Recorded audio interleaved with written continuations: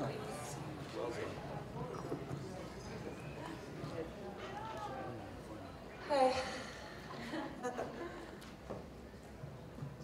Any questions? No, you want to tell us about the fight? Yeah, so that was my first 10-rounder, but I've been ready for a 10-rounder for a little while now. I think that I've shown to be a 10-round fighter. I feel like I get stronger as the round goes on, and I think round 5 to 10 were my best rounds. Wasn't tired, we trained hard, and we had a really tough opponent. She came hard, she brought her best game, pressured us, we knew she was going to do that. I think that top rank has given me really quality opponents over the last 11 fights, which is exactly what I want. I don't want any easy fights. I want to continually challenge myself so that I can get better, because I know I have a lot of tough fights ahead of me, and these are the kind of fights that are going to prepare me for those.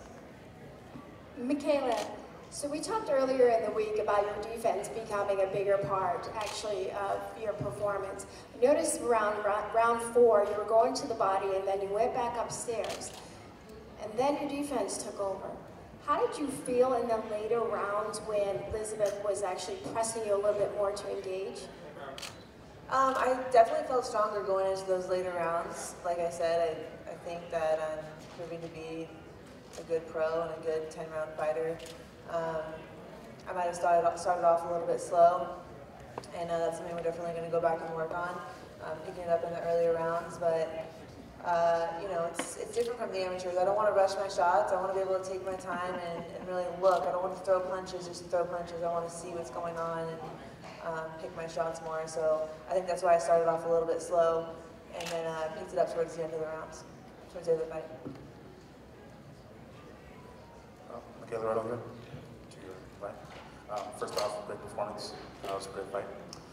So it's been said several times already that you want to change women's boxing for the better, of course.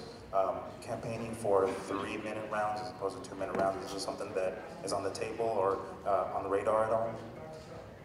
Yeah, so I answered this question the other day. My thoughts sort of changed on that since I've been in my second year of being pro.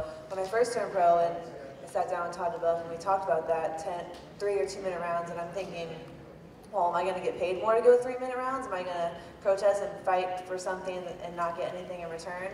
And so it wasn't really on my mind to push for that. I was just turning pro and transitioning, and I want to kind of feel it out and get my feet wet. But now that I see sort of my pro style, and that I sort of get better as the fight goes on, and I really do want more time. You know, my last few fights were only 8 rounds, and I really feel like if I would have had another round or 2, or maybe 3-minute rounds, that I would have stopped those girls. So I definitely would have had more knockouts on my record. And we train hard. I could easily go 10 3-minute rounds. I don't think it would be a problem. And I think with my style specifically, that it would actually benefit me. Bob, kind of similar question. Can you help in that regard as far as helping Mikaela get 3-minute rounds in her next fights, and then kind of maybe starting beating that drum? Well, I want to tell you the truth. You know, I see the advantage of 3-minute rounds, and I certainly favor them. But the idea that I would go out and work for the next year and a half to get everybody, all these commissions and so forth, to change the rules to go from 2-minute rounds to 3, I'm not going to do it. For the next year and a half, I'm going to be busy doing what I can to get this idiot out of the White House. I think over time, it'll change, right? So women are just now making a mark in the pro game. Everything's sort of coming together for us. Promoters are finally picking up their first females. We're finally getting broadcasted on major networks like ESPN. And so it's going to happen. It's going to change. Equality is going to come. I think that we just have to keep getting in the ring and doing our best and showing that we can get in there and we can fight hard and we can put on great shows. And I think it'll happen naturally. And you saw what happened tonight. You know, we had, in effect, 2 broadcasters, ESPN Linear, ESPN2, and Mikaela was the main event on that show. And then we went to ESPN Plus, and because it went past the 7 o'clock start time, ESPN Plus also picked up Mikaela's fight.